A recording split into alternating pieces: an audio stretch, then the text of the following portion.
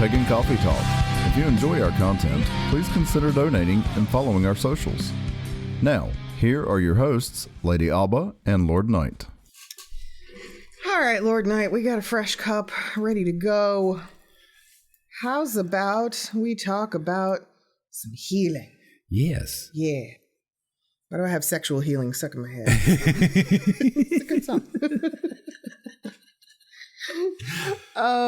See, now I lost it. My work here is done. But okay. Let's start with the fact is that there are some caveats and things you have to be careful with when it comes to healing people.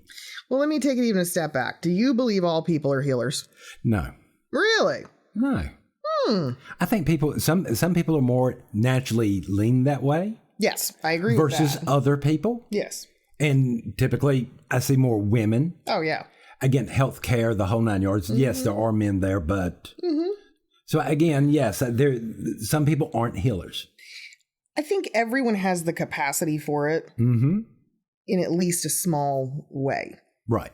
Right. Yeah. I think that the ability and the things that are necessary for it are coded in us and in the species.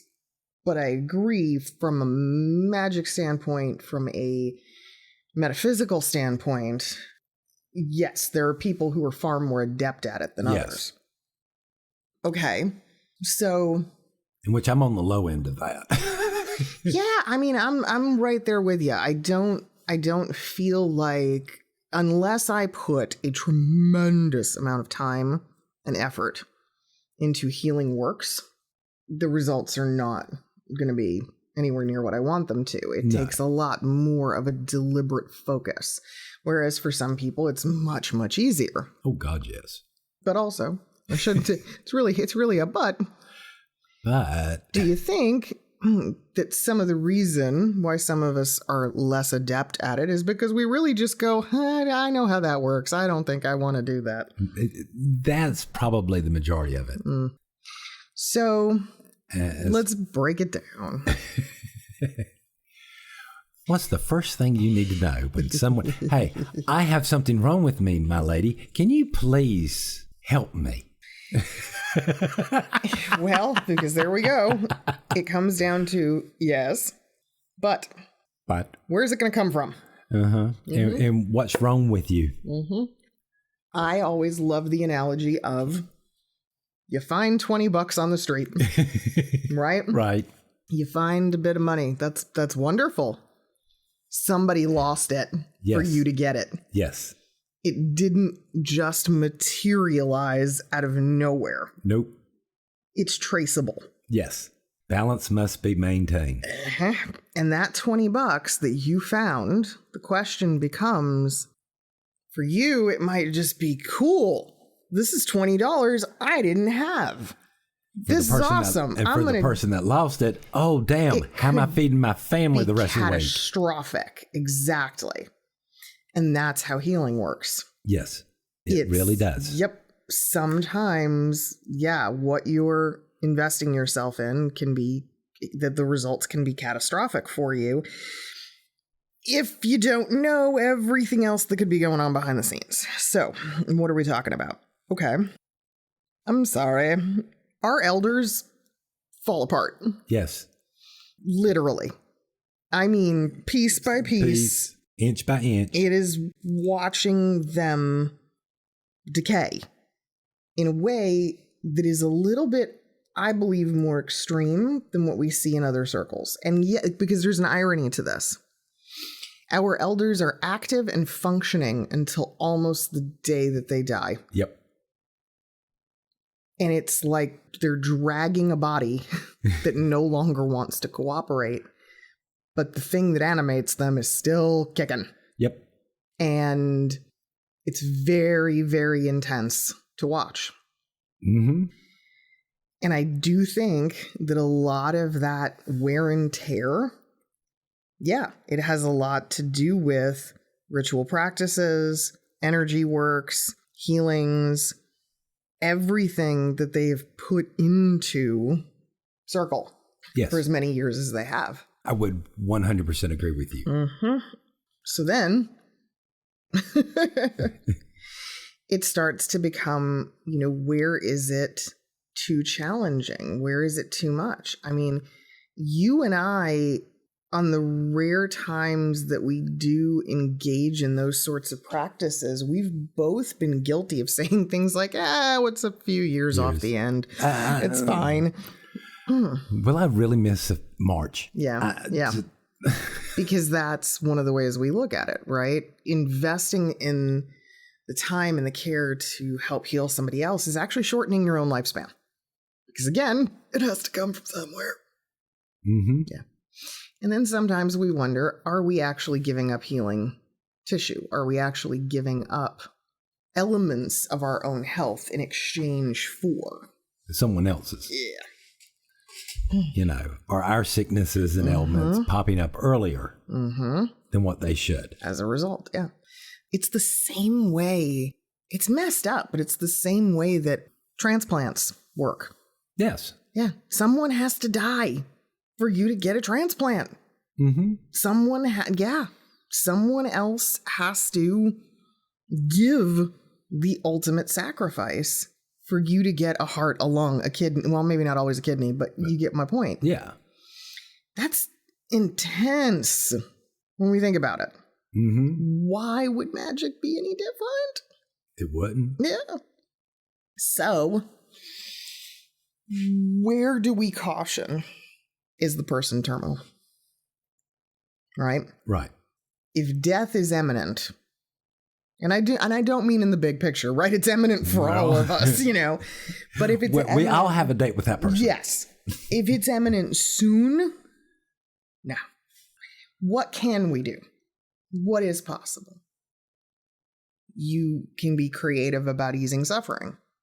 We can introduce some methods that might not be the norm for Western medicine. Right. Now they're becoming more and more common. I mean, look, we were the first ones to sneak people weed. There's no doubt about it. Oh, God, yeah. Yeah. Here, eat this. Here. Chew this root. Yeah, right? And Drink this tincture. If it stimulates your appetite and it keeps somebody going a few more weeks because you were able to get them to eat, that's wonderful. But you're not trying to take it away. You're simply trying to ease the transition. Right. Because you're not going to stop that. No. It's like holding back a tsunami. It would be pointless. Then on the other hand, we go, okay, what about illnesses, diseases? Mm-hmm. What's reasonable and what's not? Then you have to ask yourself, if you're giving up part of your life to heal someone else, right? Mm-hmm. How important does that person have to be? I mean, to be honest, do you see what I'm saying? Absolutely. This is why most healers, right, they only work on people they know.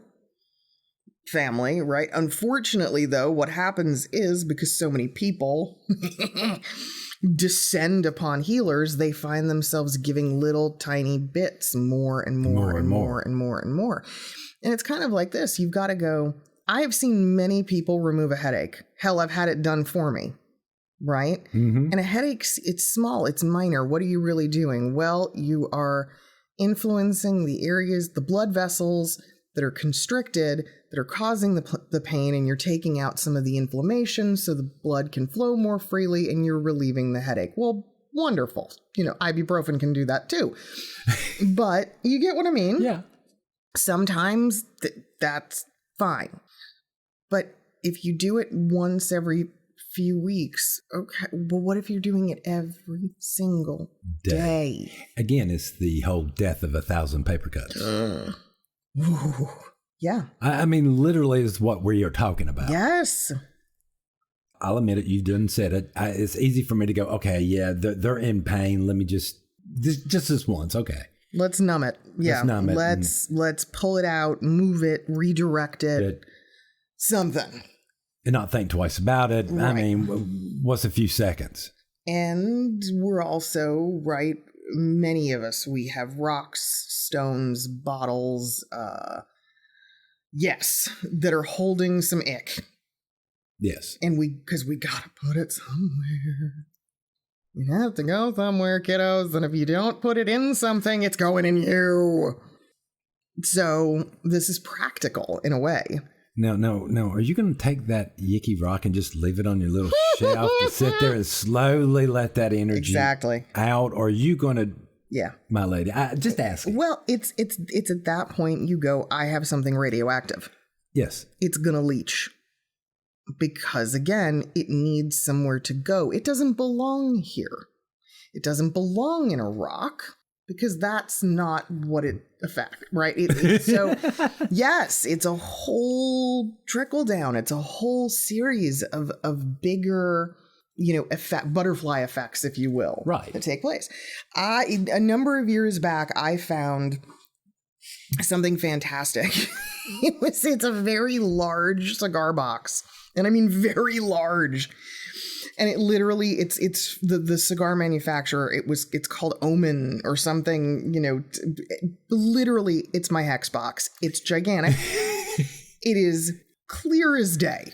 Okay. If you stumble upon this, I don't know how that would happen, but if anybody would be a moron to not look at it and go, we shouldn't open that. We really should leave that alone.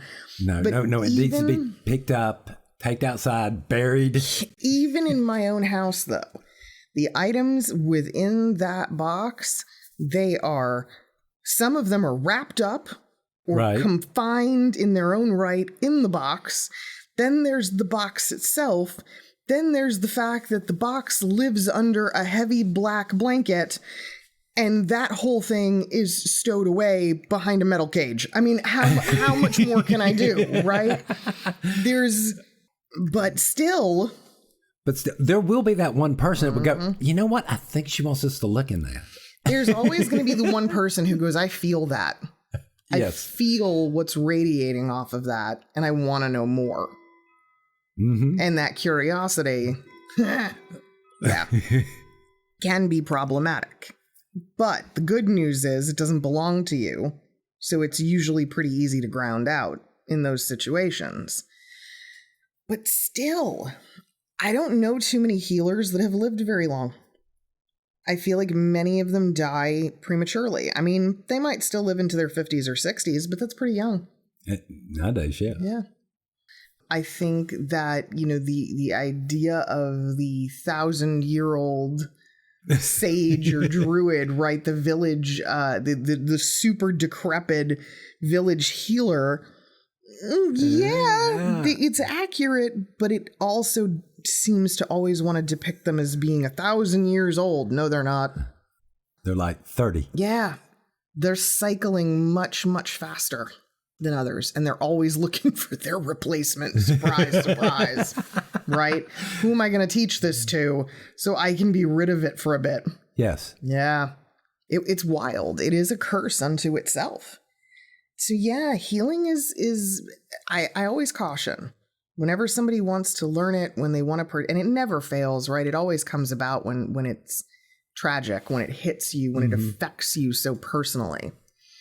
I think as members of craft, we need to be prepared for that. We need to recognize it. It's going to happen. Tragedy is not going to skip over us. Nope. Yeah. We're not going to be able to put the blood of the lamb above our door and, Really? Passover. Yes, of course. What? I enjoy the story of Passover, damn it. I think it's lovely. That is the most pagan story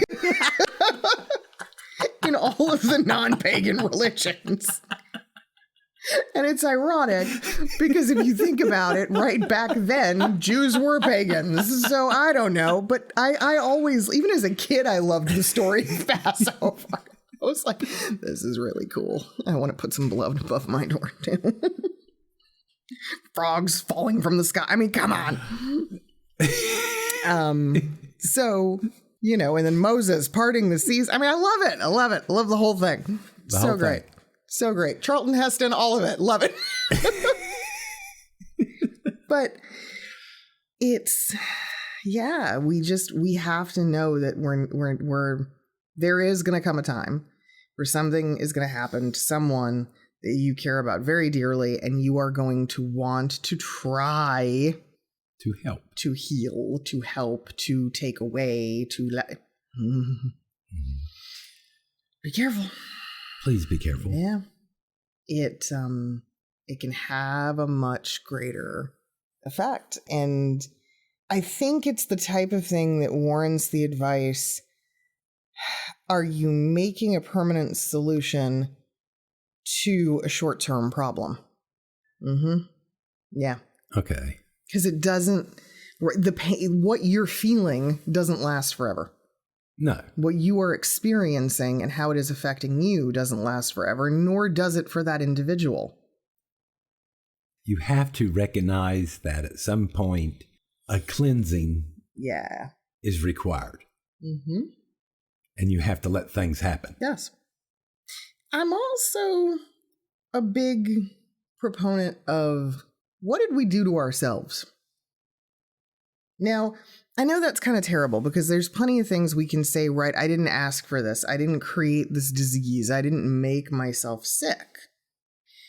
But I also, I look at things sometimes and I go, look at your diet, right? Look at your lifestyle. Did you contribute significantly? Based on your choices. Exactly. To the state that you're in and the illness that you are now contending with. And I'm sorry, if the answer is yes, as it is for most of us, honestly, truly, then a healer should be a little less willing to intervene or to try to take action because you can't undo. Right? Right. How do you undo 40 years of someone eating nothing but sugar and drinking soda and then ending up with diabetes and, they're potentially about to lose a foot? You can't. I mean, what do you do just to that person that don't overeat, but they just abuse their body over and over and over again? Sure. There's so many contributing factors where it makes more sense, I think, much like doctors, right? I can get it much like Western medicine. If you are wanting to be in the healing sector of craft, prevention, yes, education, yes, that's where your skills and your talents have the ability to manifest the most good. Versus if you're just trying to Band-Aid things. Yeah, going back and cooking from scratch as much as possible. And yeah, there's so many different things. And I mean, look, I see it in our community sometimes, and I'm like, what is going on? Socioeconomics will always play a big part in craft. Yes. But it's ironic that a people that for the most part are very connected by their connection to the planet and by their connection to what the earth gives us are also in many cases very disconnected from it, either because of physical limitation or financial limitation. And no one has shown them an alternative. No one has shown them another way. It was funny because when I came in, I noticed these, oh my God, Lord Knight has the most beautiful knives right now. Y'all, I'm dying. I want them so bad. They're so pretty. Am I going to have to frisk you before you leave? Yes, absolutely. If you don't have a metal detector, you're in trouble. They're gorgeous. They're gorgeous. I'm looking at them right now. They're absolutely magnificent. And each one of them, these are culinary knives, but each one of them looks like a little miniature weapon into its own right. But what did you say to me when I picked it up and I went, oh my gosh, these must have cost something, right? A little bit. You said yes, but I'm sick and tired of buying the cheap knives and having to replace them all the time. All the time. It's insane. That right there is the sort of education that I'm talking about, because that can apply to anything, right? Well, you see, no. I'm going to say this. I remember a time. Stuff lasts. It's different. There's no doubt. My grandfather had the same lawnmower until I was like 16. But that's also because he knew how to fix it. But I do, look, I will still talk about my mother and her goddamn avocado green refrigerator. Okay? My parents remodeled the entire kitchen when I was in my late teens, early 20s. Okay. Modernized it, right? We went from the full on 70s into a beautiful, modern kitchen, stainless steel, the new appliance, and that damn refrigerator. And I would go, Mom, why? This makes no sense. You have done all. And she goes, but it still works. And I said, Mom, I understand that it still works, but look at the rest of this kitchen and look at this freaking eyesore. She goes, no, it still works. She wouldn't get rid of it till it quit. It finally gave out, and that's when she bought a new, and that took another 6 years. That doesn't happen anymore. That doesn't happen anymore. No. A washing machine you bought 6 years ago just, spun its last spin. It's over. Yeah. No. It's wild. They're much more disposable, which is part of the problem. Our food is disgusting. It really is. Like, people do not realize it's processed. It's chemically altered. It's so much of what we consume. If you are not taking the measures to actually cook it yourself, right? Holy cow! I mean, don't get me wrong. I'm not the best cook, but even I can get away with this somewhat. But because part of it is, again, based on how you were raised. You didn't have those modern conveniences. There's certain things you just know how to do. We have, entire generations of people that don't know how to cook now. And, diabetes numbers are skyrocketing. And everybody wonders why. There's a direct correlation. I have seen things in younger people that are horrifying to me. I've seen people like wake up and eat a Snickers bar, and I'm like, what is happening right now? Yeah. Oh, that just gave me a headache thinking about it. I know. People under the age of, 40 who wake up in the morning, we go right to our coffee, but they crack open a Red Bull. And I'm like, what are you doing? Yeah. It's creepy. It's creepy. Oh. Mm-hmm. Again, headache. But I'm sorry. Just thinking about it. I'm sorry. That makes you much harder to heal. Yes. It makes the body harder to purge. It makes it harder to cleanse. It makes it harder to do a lot of things. I mean, you got this gunk in your body. So. Oh, yeah. So, something to think about. Yeah. Healing is no joke. Proceed with caution. Oh, please. It really should come with a big warning tag. Uh-huh. Mm. And please know what in the world you're healing. Hey, can you make me some more coffee so I can play with your knives? Sure. Okay. Thanks for listening. Join us next week for another episode. Pagan Coffee Talk is brought to you by Life Temple and Seminary. Please visit us at lifetempleseminary.org for more information, as well as links to our social media: Facebook, Discord, Twitter, YouTube, and Reddit. We travel down this trodden path, a maze of stone and mire. Just hold my hand as we pass by a sea of blazing pyres. And so it is the end of our days, so walk with me till morning breaks. And so it is the end of our days, so walk with me till morning